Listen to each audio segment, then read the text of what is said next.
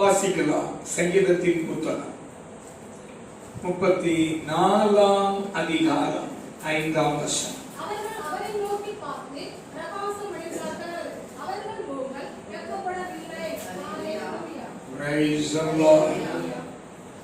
அவர்கள் அவரை நோக்கி பார்த்து, என்னையா ஒரு வாக்கு தத்தமா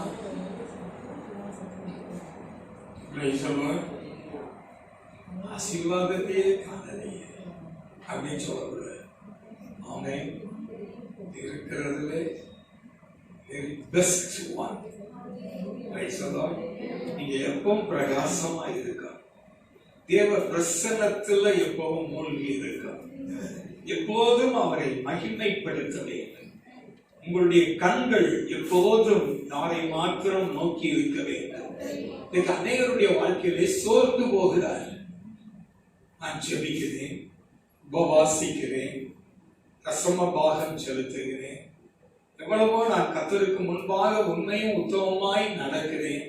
ஆனால் என்னுடைய வாழ்க்கையிலே தோல்வியும் வேதனையும் பாடுகளும் உபத்திரவங்களும் என் வாழ்க்கையில் இருக்கிறதே என்று அநேகர் என்ன செய்கிறார்கள்?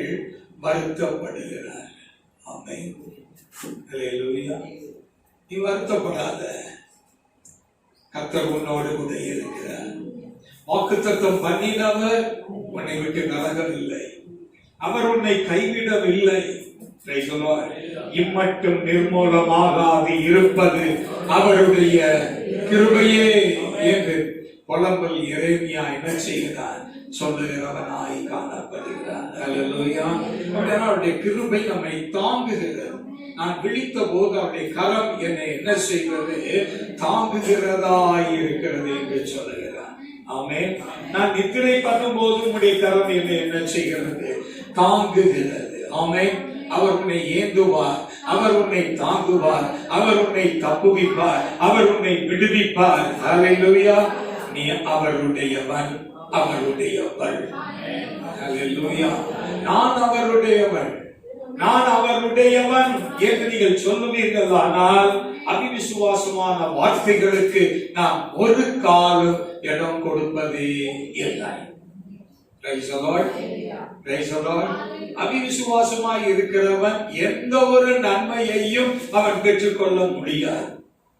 சற்றேனும் சந்தேகப்படாமல் விசுவாசத்தோடு கேட்க கடவுள், அப்பொழுது அது அவனுக்கு கொடுக்கப்படும். சந்தேகம்ங்கிறது இருக்கக்கூடாது.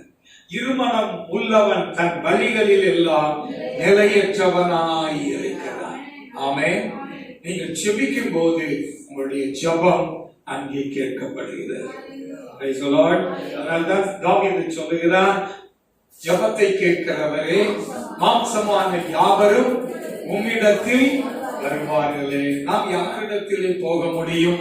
நம்முடைய காரியங்களை யாரிடத்தில் சொல்ல முடியும்? நாசியில் சுவாசம் உள்ள மனுஷனை நம்பாதே, நம்பப்படுவதற்கு அவன் எம்மாத்திரம் என்று வேதம் சொல்லுகிறது. மனுஷனை நம்பி மோசம் போகாது, கர்த்தரை நம்பு, நிச்சயமாய் முடிவு உண்டு, உன் நம்பிக்கை வீண் போகாது. ஆமென். அநேகருடைய வாழ்க்கையில செபிக்கிறார்கள், ஆனால் எனக்கு பதில் இல்லையே என்கிறதான ஆதங்கம் உங்களுக்கு மாத்திரமல்ல, எங்களுக்கும் ஆதங்கம் உண்டு. சகரியாவும் எலிசபெத்தும் தேவ சமூகத்திலே பிள்ளைக்காக அவர்கள் விண்ணப்பம் பண்ணி இருந்தார்கள். ஆமென். ஆனால் அநேக நாட்களுக்கு பின்புதான் வயது சென்ற போது, முதிர் வயதான வயதிலே காபிரியல் தூதன் அங்கே சகரியாவை பார்த்து சொல்லுகிறான், உன் வேண்டுதல் கேட்கப்பட்டது. உன் வேண்டுதல் கேட்கப்பட்டது. எப்போ? வயதான காலத்திலே. அதுக்காக கர்த்தர் சகரியாவோடு கூட இல்லையா? நடத்தவில்லையா? பாதுகாக்கவில்லையா? கர்த்தர் அவனை போஷித்தார், அவனை பராமரித்தார், அவனை ஆதரித்தார், அவனை காப்பாற்றினார். ஆமென். ஹல்லேலூயா. சங்கீதம் 123:2-3 வாசிக்கும் போது, வேலைக்காரரின் கண்கள் எஜமான்களுடைய கையை நோக்கி இருக்குமா போலவும் வேலைக்காரியின் கண்கள் எஜமாட்டியினுடைய கையை நோக்கி இருக்குமா போலவும் எங்கள் தேவனாகிய கர்த்தருடைய சமூகத்தில் இருந்து இரக்கம் கிடைக்கிற வரைக்கும், எதுவரைக்கும்? இரக்கம் கிடைக்கிற வரைக்கும். Praise the Lord. Praise the Lord. காத்திருக்கும். கர்த்தருக்காக நான் பொறுமையோடு என்ன செய்தேன்? எங்க where he was. உளையான சேர். அந்த உளையான சேற்றுக்குள் இருந்து கொண்டு சங்கீதக்காரன் சொல்லுகிறான், நான் கர்த்தருக்காக பொறுமையோடு காத்திருந்தேன், அவர் என் விண்ணப்பத்தின் சத்தத்தை கேட்டார். ஒரு அல்லேலூயா சொல்லுவோம். கர்த்தர் நம்முடைய ஜெபத்தை கேட்கிறார். காலங்கள் தாமதமாகலாம், ஆனால் உங்களுடைய ஜெபத்துக்கு ஒரு நாளை அவர் குறித்து வைக்கிறார். எல்லாவற்றிற்கும் சமயமும் காலங்களும் உண்டாகியிருக்கிறது. ஆமென். உங்களுடைய ஜெபத்துக்கு கர்த்தர் ஒரு நாளை குறித்து வைக்கிறார். ஆமென். 75 வயதான ஆபிரகாம், பிரைஸ் தி லார்ட், அவனை பார்த்து சொன்னார், நான் உன்னை பெரிய ஜாதியாக்கி உன்னை ஆசீர்வதித்து உன் பேரை நான் பெருமைப்படுத்துவேன், நீ ஆசீர்வாதமாய் இருப்பாய். ஆமென். அப்ப ஏசாயா சொல்லுகிறான் 51ஆம் அதிகாரம் 2ஆம் வசனம், ஏசாயா 51:2, உங்கள் தகப்பனாகிய ஆபிரகாமையும் உங்களை பெற்ற சாராளையும் நோக்கி பாருங்கள். ஏன் நோக்கி பாருங்கள்? அவர்கள் வாக்குத்தத்தத்துக்காக காத்திருந்தார்கள், பொறுமையோடு காத்திருந்தார்கள். ஆமென். அந்த பொறுமையோடு காத்திருந்ததினாலே அந்த வாக்குத்தத்தத்தை அவர்கள் சுதந்தரித்தார்கள். ஆமென். ஆனா என்ன இல்லை? ஆனா உன்னை பெரிய ஜாதி ஆக்குவேன். குருடனை பார்த்து ராஜமொழி மொழினா எப்படி முடிப்பான்? வயசு 75 வயசு. 75 வயதுல உன்னை பெரிய ஜாதி ஆக்குவேன்னு சொன்னா, மோசே சொல்லுகிறான், மனுஷனுடைய ஆயுசு நாட்கள் 70 வருஷம், பலத்தின் மிகுதியால் 80 வருஷமாயிருந்தாலும் அதன் மேன்மையானது வருத்தமும் சஞ்சலமுமே. அல்லேலூயா. கடந்த வாரத்திலே ஒரு துஷ்டி வீட்டுக்கு போயிருந்தோம். ஒரு அம்மா கர்த்தருக்குள் மரித்தார்கள், நித்திரை அடைந்தார்கள். வயது எத்தனை கேட்டேன்? 94 வயது. எத்தனை வயது? 94 வயது. Praise the Lord. ஆச்சரியப்பட்டேன். Praise the Lord. அவர்களுக்கு நோ டென்ஷன், நோ டிப்ரெஷன், எதுவும் கிடையாது. எதை குறித்து கவலையும் கிடையாது. Praise the Lord. Hallelujah. Paul சொன்ன மாதிரி நீங்க கவலையற்றவர்களாய் இருக்க வேண்டும் என்பதே அப்படின்னு பவுல் சொல்லுகிறார். ஆமென். ஆனா நமக்கு 1000 கவலைகள், பிள்ளைகளை குறித்து கவலை, மற்றவர்களை குறித்து கவலை, வீட்டில் இருக்கிறவர்களை குறித்து கவலை. கவலைப்பட்டு வெந்து நோந்து எப்படி ஆகிறோம்? சக்கர வியாதியில போய் மாட்டிக்கலாம். சிலருக்கு பிரஷர் வந்துருது. ஆமென். சுகர் வந்தா பிரஷரும் சேர்ந்து வரும். ஆமென். சிலருக்கு பிரஷர் மாத்திரம் இருக்கும். ஆனா இங்கே உங்களை பெற்ற உங்கள் தகப்பனாகிய ஆபிரகாமையும் உங்களை பெற்ற சாராளையும் நோக்கி பார். வாக்குத்தத்தத்தை அவன் விசுவாசித்தான். உடனே என்ன செய்தான்? வாக்குத்தத்தம் பண்ணப்பட்ட தேசத்தை சுதந்தரிக்கும்படியாய் புறப்பட்டு போனான். அதைத்தான் கர்த்தர் அவன் மேல் பிரியமாயிருந்தார். கருப்பா இருக்குமா சிவப்பா இருக்குமான்னு தெரியாது. ஒரு வீட்டை நீங்க பார்க்கறதாக இருந்தா, வீட்டை பார்க்கறப்போ ஒரு ஆள் போய் பார்த்துட்டு வந்துருவீங்க. ஏதோ பரவாயில்ல, நான் இதை இப்படி வச்சுக்கலாம், அதனால அப்படி வச்சுக்கலாம், ஒரு பிளானிங் பார்த்துட்டு என் மனைவியை கூட்டிட்டு வர்றேன், சரினா ஓகே. அப்புறம் என்ன செய்வாங்க? மனைவியை கூட்டிட்டு வருவாங்க. ஏன்னா அவதான் இல்லாத ஓட்டையும் சுத்தியும் சொல்றது. 24 மணி நேரமும் இருக்க போறது யாருதான்? மனைவிதான். அதனால அவ பார்த்து பரவாயில்லை. அப்ப அவர் 2 பேரும் சொல்லுங்க, எங்க அப்பாவையும் எங்க அம்மாவையும் கூட்டிட்டு வரேன். ஒரு வீட்டை பார்க்கறதுக்கு எத்தனை விசிட்டுங்கிறீங்க, ஆனா காணாத அந்த தேசத்தை கர்த்தர் சொல்கிறார், நலமும் விசாலமுமான பாலும் தேனும் ஓடுகிற அந்த கானான் தேசத்தை நான் உனக்கு கொடுப்பேன்.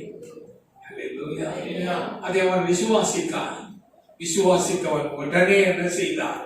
புறப்பட்டு போனான். அதனாலதான் யெசாயா சொல்லுகிறான், உன் தகப்பனாகிய ஆபிரகாமையும் உன்னை பெற்ற சாராயையும் நோக்கி பாருங்கள், ஒருவனாயிருக்கையில் அழைத்து ஆசீர்வதித்து பெருக பண்ணினேன். அல்லேலூயா. கர்த்தர் ஆசீர்வதித்தார், அவனை பெருக பண்ணினார். ஆமென். அல்லேலூயா. அப்படியானால் விசுவாசம் இல்லாமல் தேவனுக்கு பிரியமாய் இருப்பது கூடாத காரியம். ஆமென். நாம் கர்த்தரை விசுவாசிப்போம், கர்த்தருடைய வாக்குத்தத்தங்களை நாம் விசுவாசிப்போம், அந்த வார்த்தையை நாம் ஏற்றுக்கொள்வோம், அதற்காக நாம் காத்திருப்போம். குறித்த காலத்துக்கு இந்த தரிசனம் வைக்கப்பட்டிருக்கிறது. அது நிச்சயமாய் நிறைவேறும். அது தாமதித்தாலும் அதற்காக நீ என்ன செய்? காத்திரு, காத்திரு, காத்திரு. இப்ப நமக்கு என்ன கேட்டா, சொன்ன உடனே செஞ்சிடணும், சொன்ன உடனே உடனே பதில் வந்துடணும். ஹல்லேலூயா. அம்மாமார்கள் தான் ரொம்ப பொறுக்கிறதுக்கு ரொம்ப யோசனை. நீங்க தான் ஆக்குறீங்க. ஆக்குறவனுக்கு என்ன செய்யணும்? ஆக்க பொறுக்கணும். ஆக்க பொறுத்தவே ஆரவும் பொறுக்கணும். அப்ப உங்களுடைய வெயிட்டிங், உங்களுடைய பொறுமை எவ்விதமாக இருக்கிறது? கர்த்தர் கொஞ்சம் நிறுத்தி என்ன செய்வார்?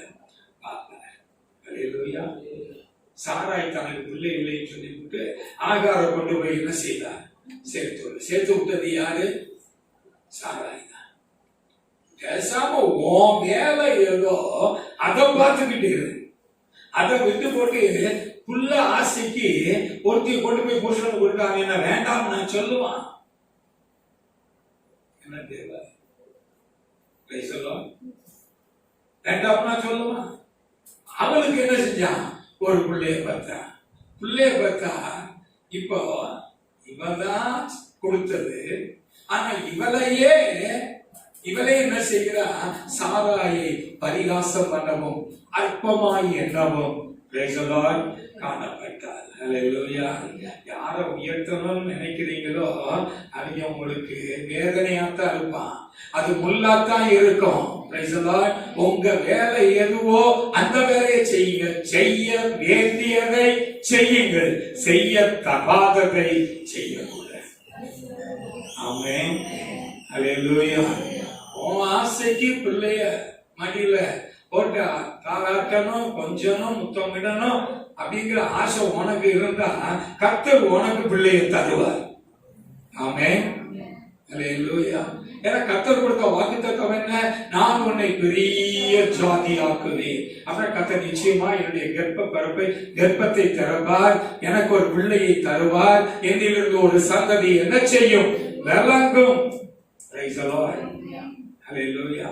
விசுவாசித்த ஆபிரகாமுக்கு ஒரு பரிசு கர்த்தர் கொடுத்தார். எத்தனையோ கொடுத்தார். அதுல ஒண்ணு ஆதியாகமம் 13ஆம் அதிகாரம் 14ஆம் வசனத்தில் இருந்து லோத்து ஆபிரகாமை விட்டு சில தரித்திரம் நம்ம கூட ஒட்டிக்கிட்டே இருக்கும். சில வீட்டை நம்மளை என்ன செய்யும்? ஒட்டிக்கிட்டே இருக்கும். அது போய் தொலைஞ்சாதான் நமக்கு ஒரு விடிவு காலம் வரும். கர்த்தர் லோத்த அழைத்தாரா? அழைக்கல. கர்த்தர் அழைத்தது யார?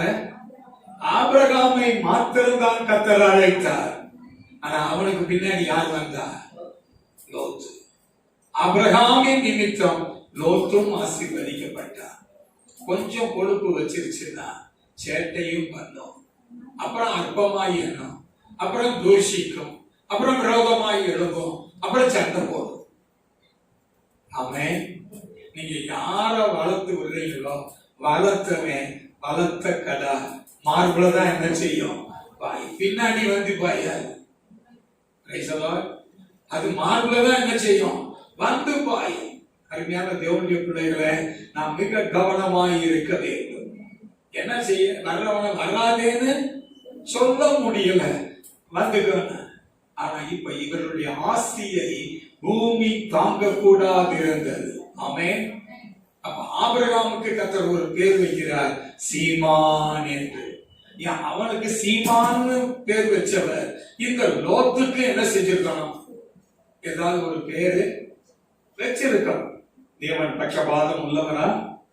ஆனா பட்சபாதம் இல்லாதபடி ரெண்டு பேரையும் ஆசீர்வதித்தார். ஆமென்.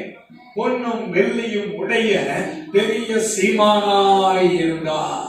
ஆமென். அப்ப ஆசியும் ஐஸ்வர்யமும் வருகிற போது அங்கே யாரால் உயர்த்தப்பட்டமோ, யாரால் வளர்க்கப்பட்டமோ அவர்களை என்னைக்கும் மனதில் வச்சு நன்றி உணர்வு வேண்டும். என்ன வேணும்?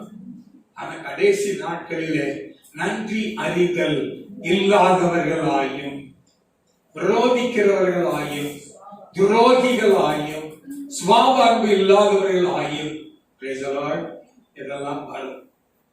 அதனால உங்க வேலைகளை செய்யுங்க. ஆனா வேலை இன்னொரு பக்கம் நமக்கு ஒரு குத்தும்.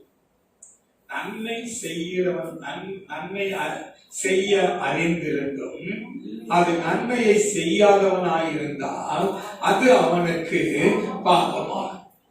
இந்த ஒரு வசனம் நமக்கு வந்து துணிக்கும் போது சரி என்ன செய்வோம்? நன்மை செய்யணும்னு வேதம் சொல்லி இருக்கே அப்படின்னு சொல்லி நம்ம நன்மை செய்யும் போது உண்ட வீட்டுக்கு என்ன கதை?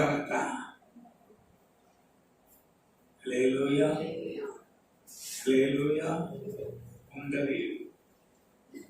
அதுக்காக நான் யாரையும் சாப்பிடுறதே கிடையாது. சாப்பிடவும் கூட, சாப்பாடு கொடுக்க கூட.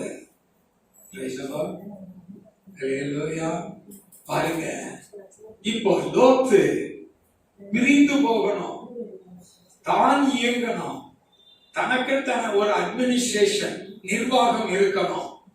எல்லாத்தையும் ஆபிரகாம்கிட்ட நான் என்ன செய்ய முடியாது, கேட்டு செய்ய முடியாது அப்படிங்கிற நிலை அவன் வந்த போது மீட்பர்களுக்குள்ளே ஒரு சண்டை வந்தது. இதை காரணமாய் வைத்து பிரிந்து போக வேண்டும் என்று அவன் நினைத்தான்.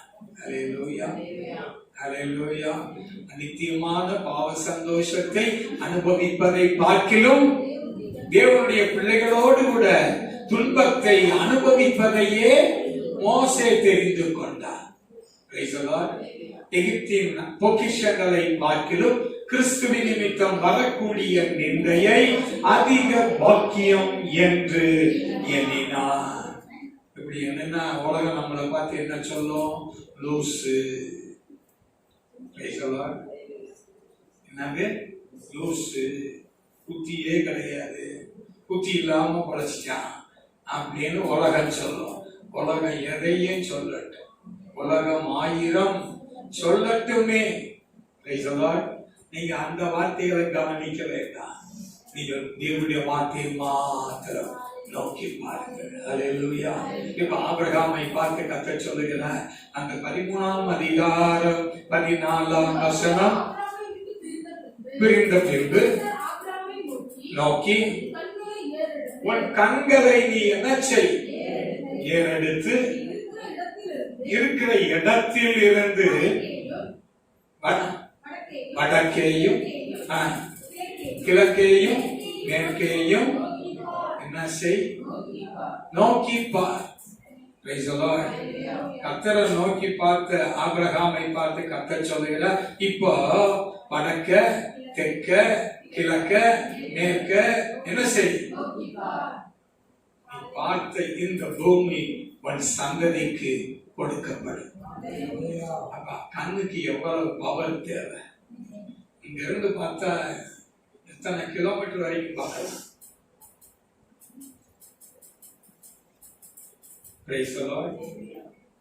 நீ காண்கிற பூமியை உன் சந்ததிக்கு கொடுப்பேன். நீ காலுள்ள மட்டும் இந்த தேசத்தை சுற்றி திரி, நடந்து திரி, கால் மிதித்த இடத்தை எல்லாம் உனக்கு சொந்தமாக்கி தருவேன். ஹல்லேலூயா. கர்த்தர் ஆபிரகாமுக்கு ஒரு தேசத்தையே கொடுத்தார். ஆமென். அருமையான தேவனுடைய பிள்ளைகளே, அவரை நோக்கி பார்த்த முகங்கள் பிரகாசம் அடைந்தன. அவருடைய முகங்கள் வெட்கப்பட்டு போவது இல்லை. சமயம் கடந்து போகிறபடியினாலே இந்த வார்த்தையை நான் சுருக்குகிறேன். யோவான் சுவிசேஷம் 3ஆம் அதிகாரம் 13ஆம் வசனம். பரலோகத்தில் இருந்து இறங்கினவரும் பரலோகத்தில் இருக்கிறவருமான மனுஷகுமாரனே அல்லாமல் பரலோகத்துக்கு ஏறினவன் ஒருவனும்.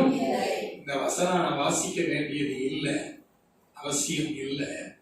ஆனாலும் நம்முடைய ஆண்டவர் எப்படிப்பட்டவர், நம்முடைய ஆண்டவர் யார், நாம் ஆராதிக்கிற தேவன் யார் என்பதை அறிந்து கொள்வதற்காக இந்த வசனத்தை நான் சேர்த்திருக்கிறேன்.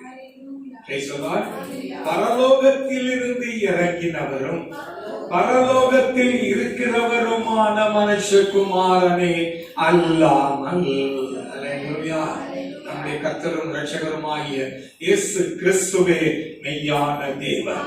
அந்த சராசரங்களையும் உருவாக்கின தேவன், உண்டாக்கின தேவன். அல்லேலூயா. உங்களுடைய தேவன் எங்கே என்று புற ஜாதிகள் சொல்லுவானே, நம்முடைய தேவன் பரலோகத்தில் இருக்கிறார். அல்லேலூயா. நீங்களும் நானும் ஆராதிக்கிற தேவன் பரலோகத்தின் தேவன். அந்த பரலோகத்தின் தேவன் கீழே வாசிக்கிறேன். வனாந்தரத்திலே எவ்விதமாய் உயர்த்தப்பட்டதோ மனுஷகுமாரனும் தன்னை விசுவாசிக்கிறவர்கள் எவர்களோ அவன் கெட்டு போகாமல் நித்திய ஜீவனை அடையும் படிக்கு உயர்த்தப்பட வேண்டும். 16ஆம் வசனம் சொல்லுது.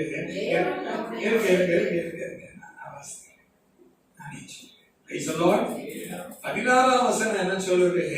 கெட்டு போகாமல் நித்திய ஜீவனை அடையும்படிக்கு அவரை தந்தருளி இவ்வளவாய் உலகத்தில். யார் கெட்டு போகாமல்? விசுவாசிக்கிறவர். எல்லாரும் கிடையாது. அவரை விசுவாசித்து சற்று பின்வாங்கி கர்த்தரை விட்டு தூரமாய் போய் அவன் கெட்டு போகாதபடிக்கு, கெட்டு போவானே ஆனால் அவனை பார்த்து வேதம் சொல்கிறது அவன் கெட்டு போகக்கூடாது. அவன் மனம் திரும்ப வேண்டும், மறுபடியும் புதுப்பிக்கப்பட வேண்டும், தீர்மானம் எடுக்க வேண்டும். எந்த நிலையில் விழுந்தானோ அந்த நிலையில் இருந்தான் என்ன செய்யணும்? எழும்ப வேண்டும். எல்லாரும் ரட்சிக்கப்படுவாங்கிறது இல்ல. 2 தெசலோனிக்கேயர் 1ஆம் அதிகாரம் 7ஆம் வசனம். தேவனை அறியாதவர்களுக்கும் கர்த்தராகிய இயேசு கிறிஸ்துவினுடைய சுவிசேஷத்துக்கு. அப்போ கர்த்தருடைய வருகை மட்டும் தேவனை அறியாத ஒரு கூட்டம் உண்டு என்பதை தெசலோனிக்கேயர் சபைக்கு பவுல் எழுதுகிறார். அல்லேலூயா. அப்ப கர்த்தருடைய வருகை மட்டும் சிலர் இருக்காங்க. இயேசுனா யாருன்னு தெரியல. அவங்கள பத்திலாம் இல்ல. 2வது சுவிசேஷம் சொல்லி சுவிசேஷத்துக்கு கீழ்ப்படியாதவர்களுக்கு நீதியுள்ள ஆக்கினை செலுத்தும்படிக்கு கர்த்தர் தாமே ஜுவாலி தெரிகிற அக்னியோடும் வானத்தில் இருந்து அவர் வெளிப்படுவார். பிதாவின் அருளை ஒருவன் பெறாவிட்டால் அவன் என்னிடத்தில் வரமாட்டான். என் பிதா ஒருவனை இழுத்துக் கொள்ளாவிட்டால் அவன் என்னிடத்தில் வரமாட்டான். நீ எவ்வளவுதான் குட்டிக்கரனா அடைச்சாலும், எவ்வளவுதான் சத்தியம் சொன்னாலும் அவன் என்ன செய்ய மாட்டான்? மனம் திரும்ப மாட்டான். காதுனா லேதுன்னா. ஆமென். அது அவனுடைய ஜென்ம புத்தி. ஆமென். அந்த சுபாவம் அவனை விட்டு நீங்காது. ஆனால் அப்படிப்பட்டவனை கர்த்தர் தெரிந்து கொள்ளவில்லை என்றால், நீங்கள் தெரிந்து கொள்ளுகிறதினாலே கர்த்தர் ஒருவனை தெரிந்து கொள்ளுகிறது இல்லை. நீங்கள் என்னை தெரிந்து கொள்ளவில்லை, நான் உங்களை தெரிந்து கொண்டேன். அருமையான தேவனுடைய கர்த்தர் எவனை முன்குறித்தார் அவனை அழைத்திருக்கிறார். எவனை அழைத்தாரோ நீதிமான்கள் ஆக்கியிருக்கிறார். எவர்களை நீதிமான்கள் ஆக்கினாரோ அவர்களை மகிமைப்படுத்துகிறார். ஆனால் எல்லாரும் ரட்சிக்கப்பட வேண்டும் என்பதே தேவனுடைய சித்தமாய் இருக்கிறது. ஆமென். அப்போ நோக்கி பார்க்கிறவன் பிழைப்பான். ஆமென். Praise the Lord. இந்த உணவு எங்களுக்கு எப்படி இருக்கு? அற்பமாய் இருக்கிறது. காலையில எந்திரிச்சா மன்னா, மத்தியானம் மன்னா, ராத்திரி மன்னா. ஆமென். எப்ப பார்த்தா இதையே எப்படி சாப்பிடுறது? அல்லேலூயா. நாங்கள் வெள்ளரிக்காயையும் கீரையையும் வெங்காயத்தையும் புடலங்காயையும் பீக்கங்காயையும் நாங்கள் கும்மட்டிக்காயையும் என்னங்கடா மேலான தரமான உணவை கத்தர் தர்றாரு. தரமான உணவை அவர்கள் சாப்பிடுறதுக்கு பிடிக்கல, முகத்தில் அடிச்சு போச்சு. அது யார் புசிக்கக்கூடியது? தேவ தூதர்கள் புசிக்கிற மன்னா. அது சாப்பிட்டதுனால ஒருவனாயிலும் பலவீனனாய் இருந்தது இல்லை. அல்லேலூயா. கால் வீங்கல. இப்ப பாருங்க, கால் வீங்கல. ஆமென். அவர்களுக்கு கால் வீங்கல. வஸ்திரம் பழமையாய் போகவில்லை. ஆமென். அல்லேலூயா. கர்த்தர் அவர்களை கண்மணியை போல பாதுகாத்து அநாந்தரத்திலே 40 வருஷம் அடங்காத, கீழ்ப்படியாத, எதிர்த்து நிற்கிற பணங்கா கழுத்துள்ள ஜனங்களுக்கு கர்த்தர் மன்னாவை தந்தார். ஆனால் அந்த மன்னா அவர்களுக்கு அற்பமான உணவாய். கர்த்தர் அவர்களுக்கு சினம் கொண்டு கோபம் வரும். ஆண்டவருக்கு என்ன வரும்? குமாரன் கோபம் கொள்ளாமலும். குமாரன் தான் யாரு? நம்முடைய கர்த்தரும் இரட்சகரும் ஆகிய இயேசு கிறிஸ்து. அவருக்கு கோபம் வரும். வந்தா ஒண்ணுமில்லாம போயிருவோம். நீங்க எல்லாம் எப்படி கோபப்படுறீங்க? எங்க ஆண்டவர் அப்படிதான், அவர் குணம் தான் எனக்கு. அருமையான தேவனுடைய பிள்ளைகளை, அவருக்கு கோபம் வந்தது. என்ன செஞ்சாரு? கொல்லிவாய் சர்ப்பங்களை விட்டார். யார் விட்டது? ஆண்டவராக இப்படி செய்யலாமா?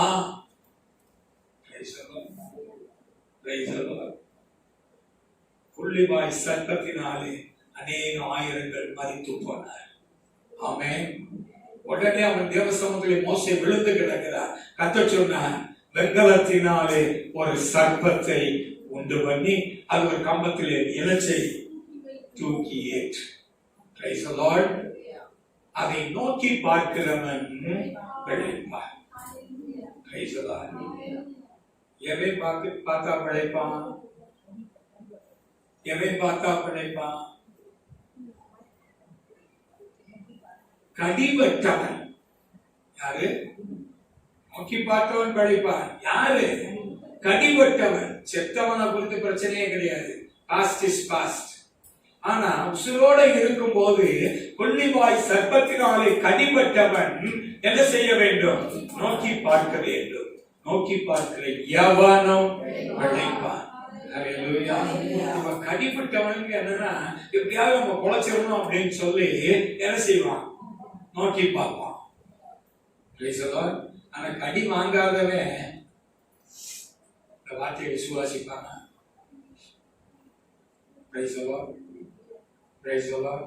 விசுவாசிக்கிறான், விசுவாசிக்காமல் போகிறேன். அதை பத்தி கவலையே இல்லை. நீ பிழைக்கும்படிக்கு கடிபட்டவன் எவனும் அந்த கொல்லிவாய் சர்ப்பமாகிய அந்த வெண்கல சர்ப்பத்தை நோக்கிப்பார். அப்பொழுது அவன் என்ன செய்வான்?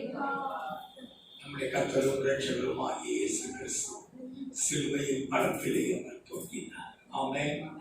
சிலுவையிலே அவர் தொங்கும் போது, பிதாவே இவர்களுக்கு மன்னியும், தாங்கள் செய்கிறது இன்னது என்று அறியாதிருக்கிறார்கள். ஆமென். பிதாவுடைய சமூகத்திலே சிலுவையில் தொங்கும் போதே அவர் பரிந்து பேசுகிறவராய் காணப்பட்டார். இன்றைக்கும் அடிக்கப்பட்ட வண்ணமாய் ஆட்டுக்குட்டியானவர் பிதாவுடைய வலது வாரிசத்திலே நமக்காக பரிந்து பேசுகிறார். ஆமென். Praise the Lord. அவரை நோக்கிப்பார். யாரை நோக்கிப்பார்? ஆட்டுக்குட்டியானவரை நோக்கிப்பார். சிலுவையில் அறையப்பட்ட இயேசுவை நோக்கிப்பார். ஆமென். அப்படி நோக்கி பார்க்கும் போது நீ பிழைப்பாய், நீ ரட்சிக்கப்படுவாய். அதுதான் எசாயா சொல்லுகிறார். எசாயா தீர்க்கதரிசியின் புத்தகம் 45 அதிகாரம் 22 வசனம். பூமியின் எல்லையெங்கும் உள்ளவர்களே என்னை நோக்கி பாருங்கள். அல்லேலூயா. பூமியின் எல்லையெங்கும் உள்ளவர்களே. அப்படியானால் சர்வ ஜாதிகளுக்கும் ஜனங்களுக்கும் ஒரு ஜெனரல் காலிங் கர்த்தர் கொடுக்கிறார். அதைத்தான் இயேசு சொன்னார், வருத்தப்பட்டு பாரம் சுமக்கிறவர்களே நீங்கள் எல்லாரும் என்னிடத்திலே வாருங்கள், நான் உங்களுக்கு இளைப்பாறுதல் தருவேன். அல்லேலூயா. விசுவாசித்தவனுக்கு இளைப்பாறுதல் உண்டு. விசுவாசித்தவனுக்கு வருத்தங்கள் துக்கங்கள் நீக்கப்படும். கர்த்தர் அவனை சந்தோஷப்படுத்துகிறார். அல்லேலூயா. துக்கம் சந்தோஷமாய் மாறும். ஆமென். அப்படியானால் இயேசுவானவர் யூதர்களுக்கு மாத்திரம் ஆண்டவர் அல்ல. அவர் சர்வலோகத்துக்கும் ஆண்டவராய் இருக்கிறார். ஆமென். நம்முடைய தேவன் யார்? சர்வலோகத்துக்கும் ஆண்டவராய் இருக்கிறார். அவர் சிலுவையில் தொங்கும் போதும் சர்வலோகத்தின் பாவமும் அவருடைய சிரசின் மேல் சுமத்தப்பட்டது. ஆமென். அப்பதான் பிதா தன்னுடைய முகத்தை என்ன செய்தார்? மறைத்தார். வானம் இருண்டது, இருள் சூழ்ந்தது. கார் மேகம் அவரை மறைத்தது. இப்போ குமாரனாகிய இயேசுவை பார்க்க கூடாதபடிக்கு அவர் காணப்பட்ட வேளையிலே தான் சொன்னார், என் தேவனே என் தேவனே ஏன் என்னை கைவிட்டீர்? அல்லேலூயா. உனக்காக அவர் பாடுகளை ஏற்றுக்கொண்டார். உனக்காக துக்கங்களை அவர் ஏற்றுக்கொண்டார். சர்வலோகத்தின் பாவம் அவர் மேல் சுமத்தப்பட்டது. அதை நோக்கிப்பார், அந்த இயேசுவை நோக்கிப்பார், அந்த பொன் முகத்தை நோக்கிப்பார், முள்முடி சூழப்பட்ட முகத்தை நோக்கிப்பார். ஆமென். தேவனுடைய பிள்ளையே, அவரை நோக்கி பார்க்கிறவர் ரட்சிக்கப்படுவார், அவர் பிழைப்பார். இந்த வார்த்தைகளை ஆசீர்வதிப்பார். நாம் எல்லாரும் உம்மை நோக்கி பார்க்கின்றேன், உம்மை நினைத்து துதிக்கின்றேன், உம்மை நோக்கி பார்க்கின்றேன், உம்மை நினைத்து துதிக்கின்றேன். இயேசப்பா ஸ்தோத்திரம், இயேசப்பா ஸ்தோத்திரம், இயேசப்பா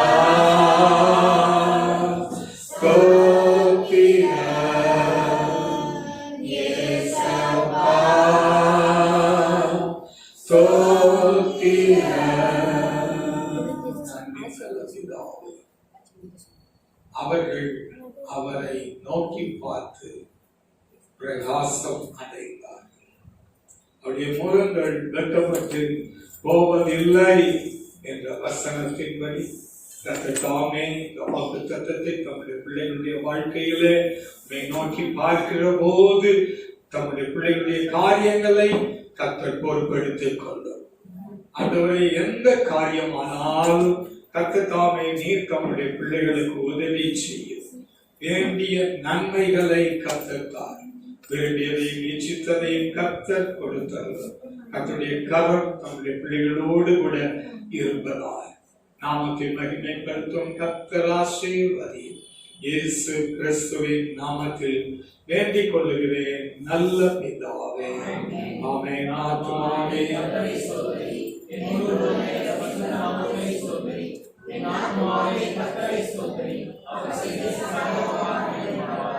ஆமென். நம்முடைய கர்த்தராகிய இயேசு கிறிஸ்து